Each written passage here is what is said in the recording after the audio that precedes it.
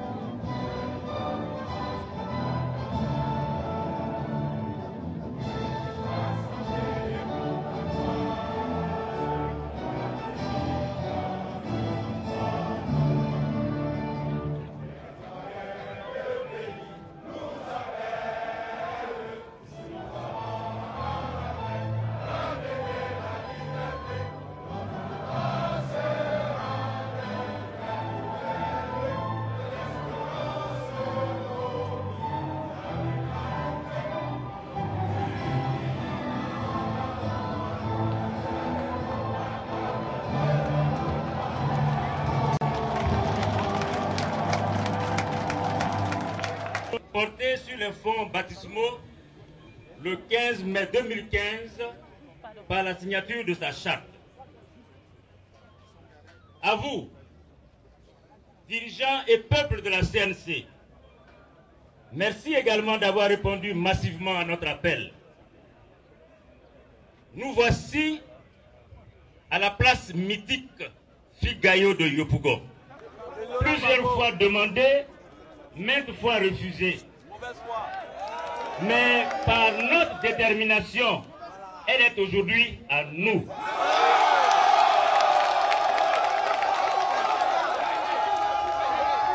Une citadelle n'a jamais été donnée, elle se prend. Les droits et libertés d'expression, d'opinion et de manifestation sont inscrits en lettres d'or dans notre Constitution et ne sont donc pas négociables. De dire qui nous sommes au niveau de la coalition nationale pour le changement. Et en disant cela, est-ce que le ciel va tomber sur la tête de la Côte d'Ivoire?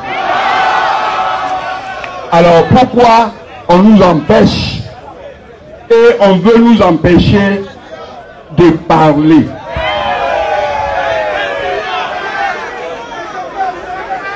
C'est le premier élément de mon message.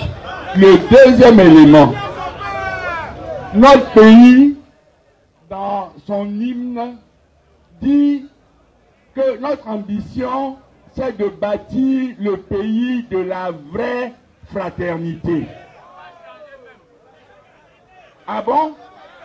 Mais comment on peut bâtir le pays de la vraie fraternité lorsqu'on arrête à tour de bras, lorsqu'on jette en prison depuis au moins 4 ans des citoyennes et des citoyens sans jugement?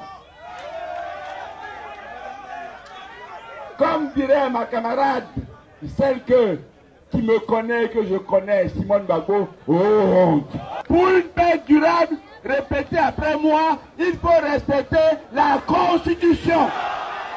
Pour une paix durable, il faut respecter la loi. Alors, la coalition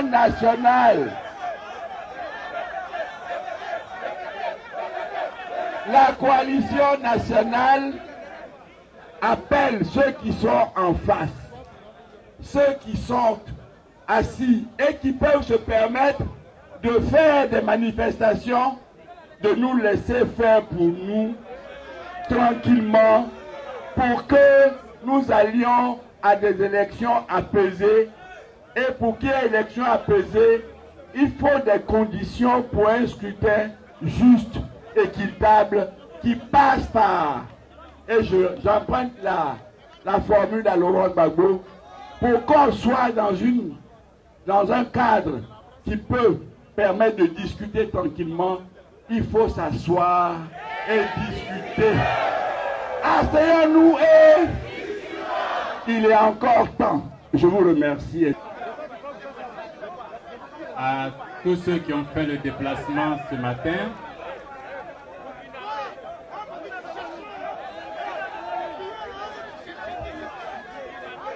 depuis 4 ans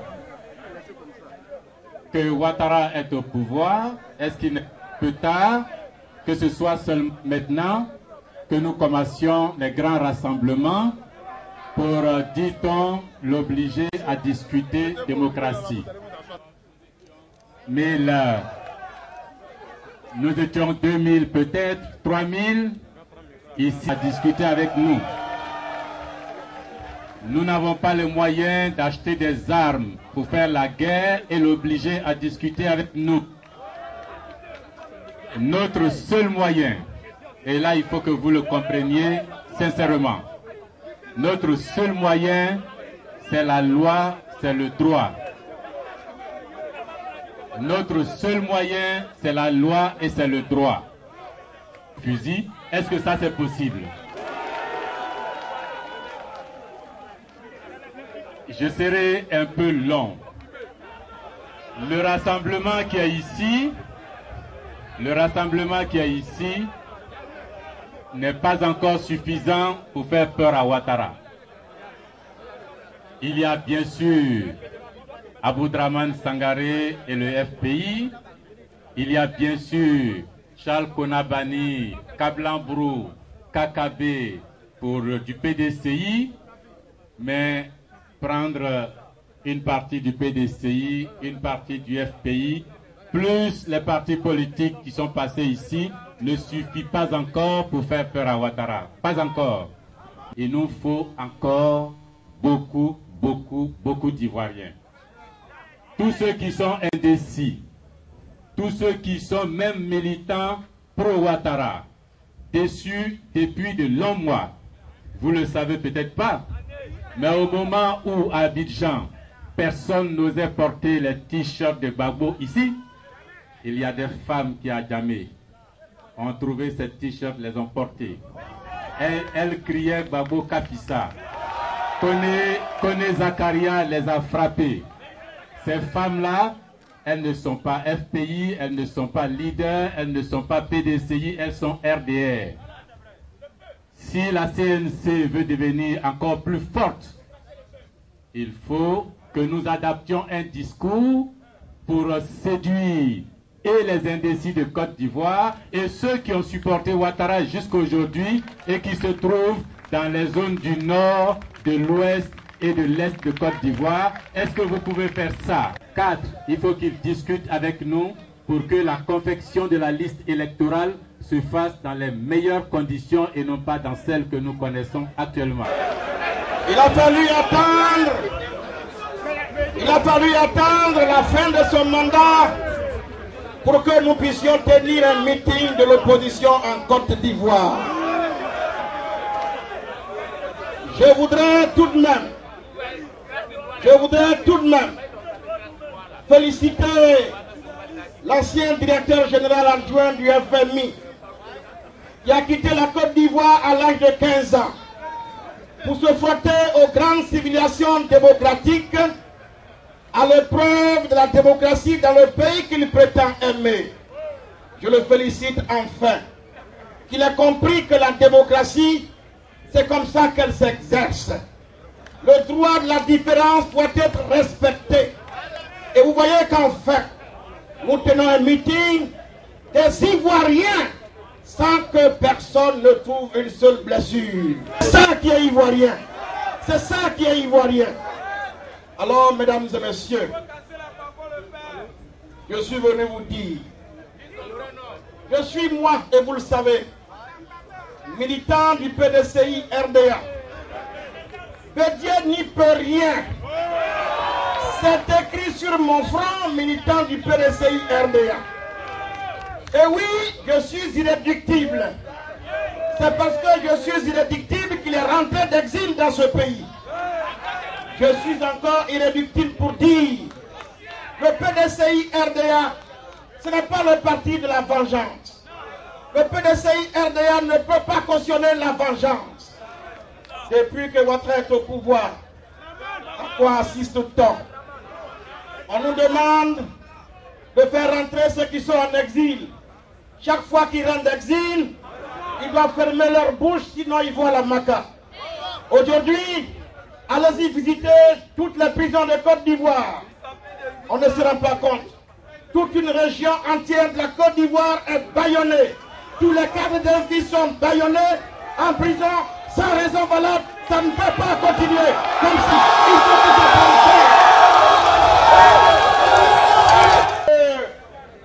Le recensement a commencé. Il n'y a pas d'affluence. L'opération se déroule dans l'indifférence totale. Eh bien, chers frères et sœurs, j'ai m'évertue à expliquer dans ce pays que la guerre se fait à deux. Si la guerre se fait à deux, c'est à deux qu'on fait la réconciliation. Alors, nous sommes Ivoiriens.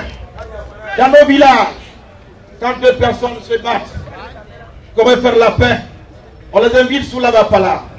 On fait asseoir les deux autour de la chefferie. On leur donne la parole. On les entend. Et on tranche. Et on tranche. On ne chasse pas. On ne chasse pas un des belligérants du village. Parce que si vous chassez un des belligérants du village, celui qui reste là, avec qui il parle et avec qui il se réconcilie. Si on nous dit, et je suis un député, respectueux de la loi, si on nous dit qu'il faut faire la lumière sur tous les morts qu'il y a eu dans ce pays, et Dieu seul sait qu'il y en a eu dans le camp de Ouattara, comme il y en a eu dans le camp de Babo, et comme il y en a eu dans le camp des Ivoiriens qui n'avaient rien à faire avec cette affaire. Alors, si on estime qu'on doit faire la lumière sur ces morts à la haie, alors on conduit à la haie tous ceux qui ont participé à tuer les Ivoiriens dans ce pays. Mais tant que Laurent Gbagbo et Charles Blé-Boudet seront tous deux à la haie, je considère que c'est une injustice.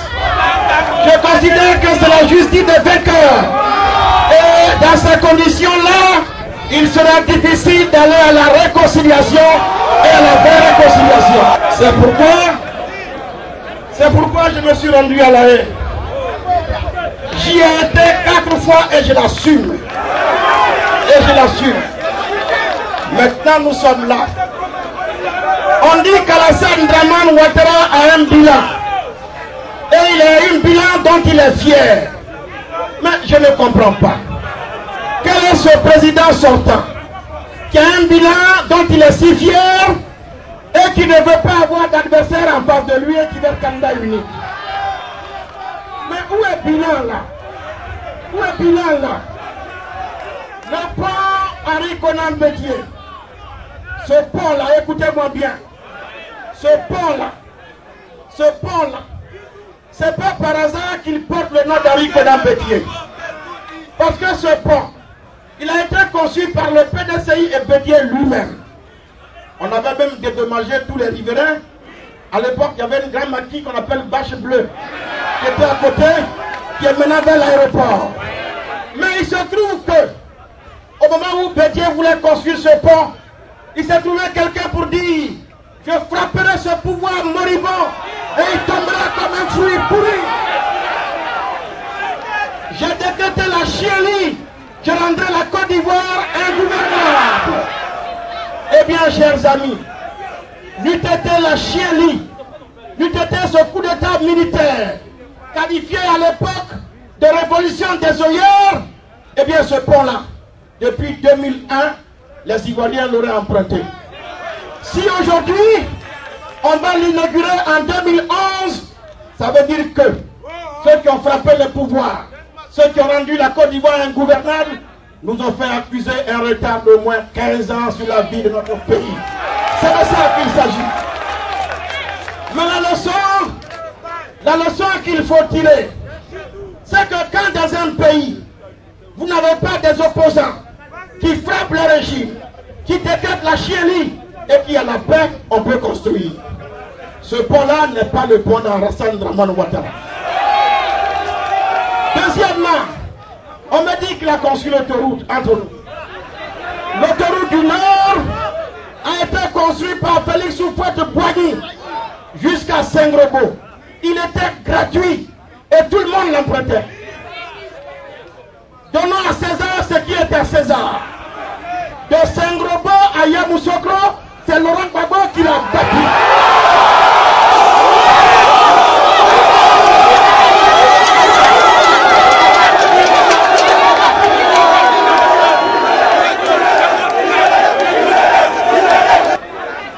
Tout ce que M. Ouattara a apporté sur l'autoroute, c'est le péage. C'est le péage. La seule nouveauté sur l'autoroute du Nord, c'est le péage. Mais lui qui a fait les États-Unis, lui qui a fait la France, il doit savoir qu'on ne met pas un péage sur une voie publique. Quand vous mettez le péage, vous prévoyez une voie au moins pour les pauvres que nous sommes. Mais on a pris le péage pour le mettre à un tournant où personne ne peut contourner. Ça s'appelle du racket. Ça s'appelle du racket. Ça s'appelle du racket. Ça s'appelle du racket. Maintenant, on vous dira, il a construit le pont de Jacquesville. Aïe. Le pont de Jacquesville. Aïe. Le pont de Jacquesville. Aïe. Sous nos yeux, Gbagbo a construit ce pont-là.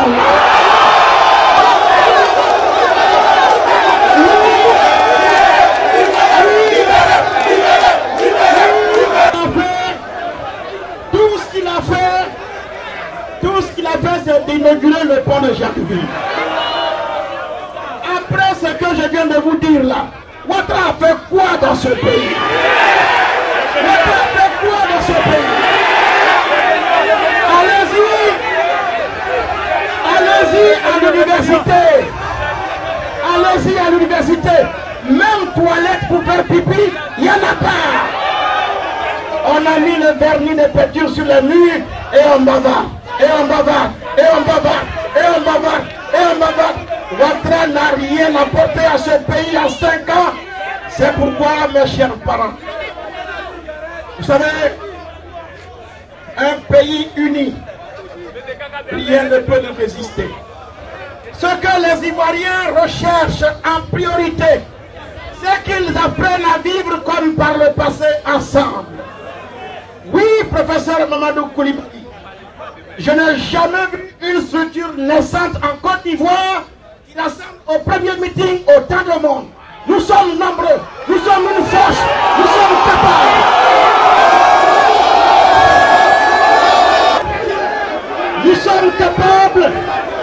Nous sommes capables de chasser Alassane Dramane Ouattara du pouvoir.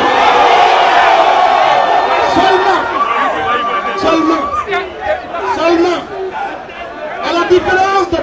Ouattara, à la différence de ce M. Ouattara, quand la CNC va prendre 4 mois, la CNC va gouverner le pouvoir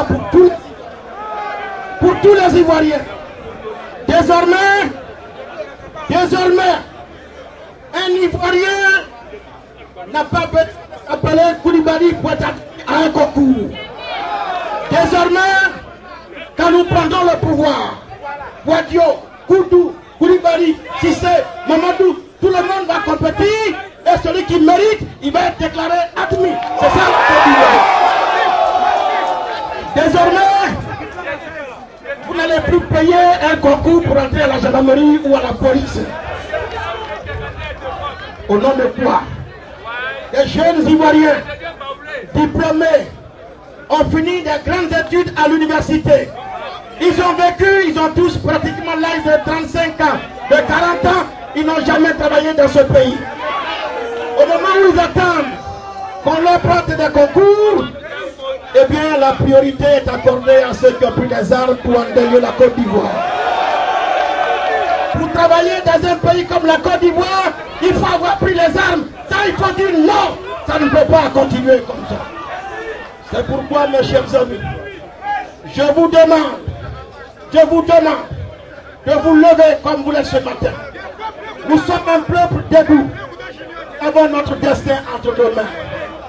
Mon ami Charles Blé Goudé, il se porte bien. Voilà. Il se porte bien, vous surprendre. Hein? Parce que maintenant, mon frère ne parle plus sans passer par Dieu. Je l'ai trouvé à la haie avec une grosse Bible. Donc il est devenu grand pasteur. Et puis il est devenu un grand cuisinier, il prépare lui-même. Et il se porte bien. On ne le maltraite plus comme ici. Donc il a repris un peu la forme. Laurent Gbagbo se porte à merveille. Très longtemps, ils seront parmi nous. Mais il faut que nous nous préparions à les accueillir. La première condition pour les accueillir, mes chers amis. Et là, écoutez-moi bien, je vais être sincère avec vous. Je vais être sincère avec vous. Il ne faut pas qu'on tombe dans le jeu de Ouattara. Ouattara veut forcément, coûte que coûte, faire 10 ans. Nous n'avons pas d'armes. Nous n'avons pas d'armes. Et ce n'est pas de la culture de l'Ivoirien de prendre les armes contre son frère. Notre seule arme, c'est les urnes. C'est le bulletin de vote. En attendant que Gbagbo ne revienne, je vous demande de ne pas laisser les autres seuls aller se faire enrôler sur les listes électorales. Sinon, on va le payer cash. On va le payer cash, ce sera trop tard. Le combat doit se faire avec notre tête, notre intelligence. Dieu, il est merveilleux.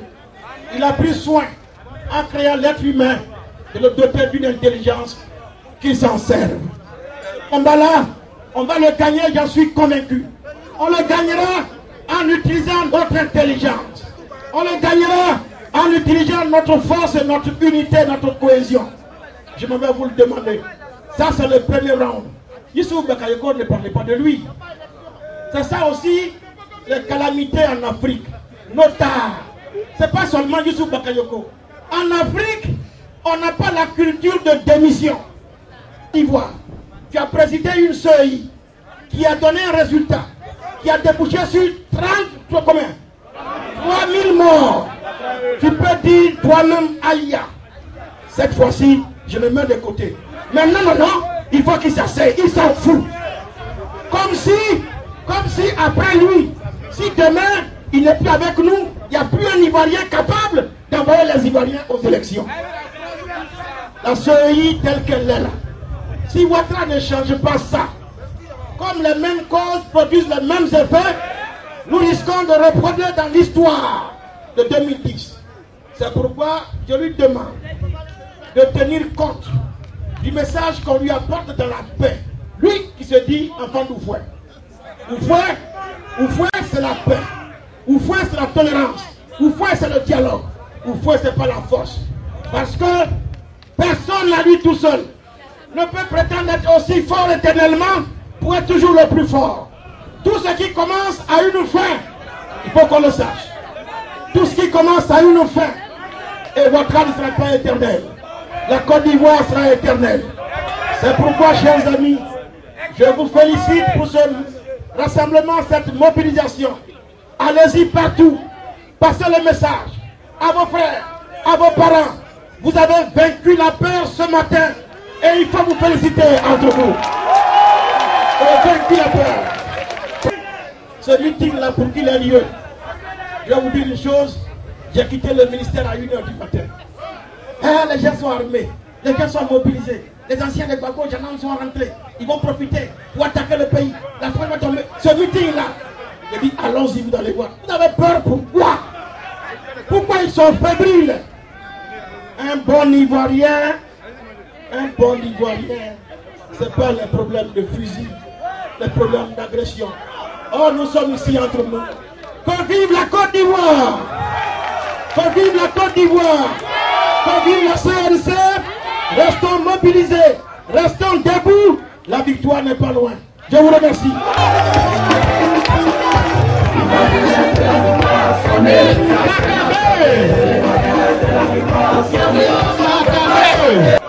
Il y a un vent frais. Il y a un vent frais qui souffle. C'est le vent de la Nouvelle Côte d'Ivoire. Mais j'ai compris pourquoi mes amis et frères qui m'ont précédé, après que chacun ait dit je ne serai pas long, sont restés longtemps. C'est parce qu'il fait bon ici. Il fait bon, le vent souffle et ce climat de vent frais, il rafraîchit, il sécurise. C'est le climat que nous souhaitons pour la Nouvelle Côte d'Ivoire.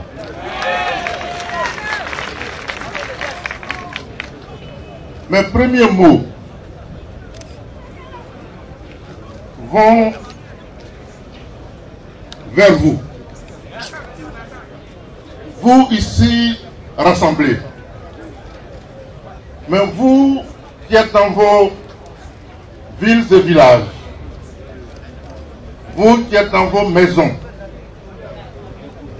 vous qui, par la magie de la télévision, que dis-je? Je n'ai pas dit la télévision d'État parce que je ne suis pas sûr qu'elle va projeter ces images. Mais nous sommes dans un monde qui est un village. D'autres télévisions le montreront. Vous qui êtes ici, écoutez-moi bien,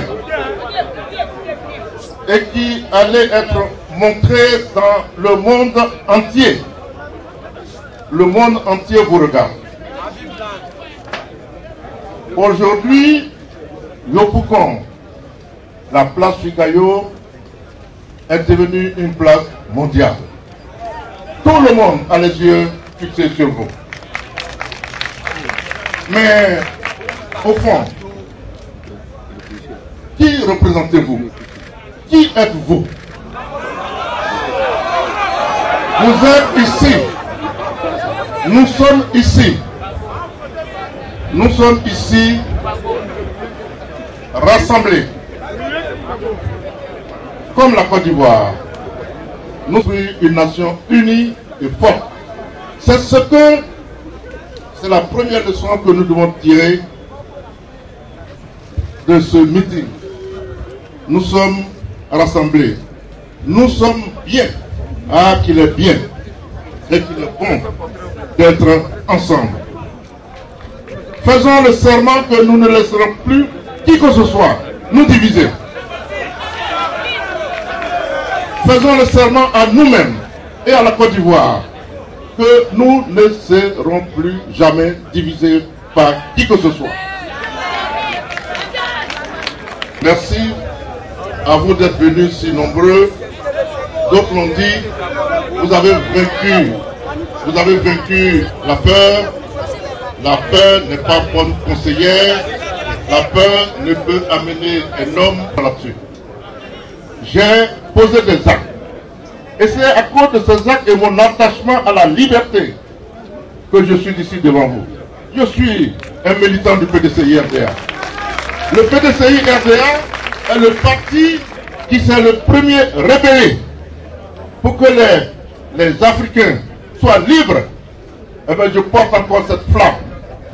Je veux que les Ivoiriens soient libres, où qu'ils soient, quelle que soit leur opinion.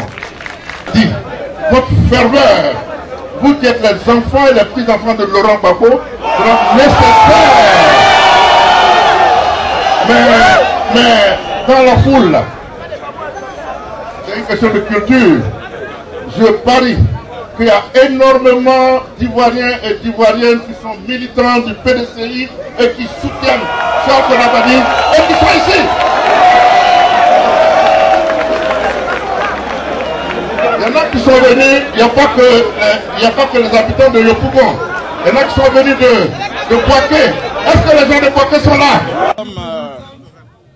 Nous sommes enfin à la première manifestation publique de l'opposition ivoirienne depuis 5 ans que Ouattara est au pouvoir.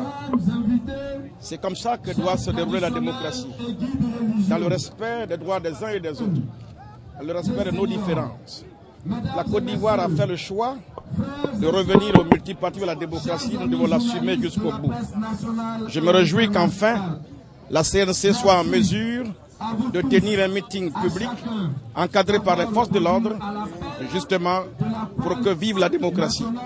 Nous sommes venus réclamer des conditions d'élection justes et transparentes. Nous sommes venus demander la révision de la CEI, sa dissolution. Nous sommes venus demander que, eh bien, le recensement électoral qui a lieu en ce moment puisse se faire dans des conditions consensuelles et qu'il y ait une sécurité, n'est-ce pas, pour tous les candidats, tous les Ivoiriens, et que les élections à venir puissent nous réconcilier définitivement, ramener la Côte d'Ivoire dans la paix et dans la stabilité. Le CNC est composé de partis politiques et de candidats déclarés à l'élection présidentielle. Naturellement, je suis candidat, j'imagine que vous aurez au moins 2, 3, 4 candidats au sein de la coalition. C'est moi qui vous remercie. Sans le président Gbagbo, il n'y a pas d'élection. Sans le président Gbagbo, moi je n'irai pas aux élections et il n'y a pas d'élection en Côte d'Ivoire. Nous sommes très très fiers.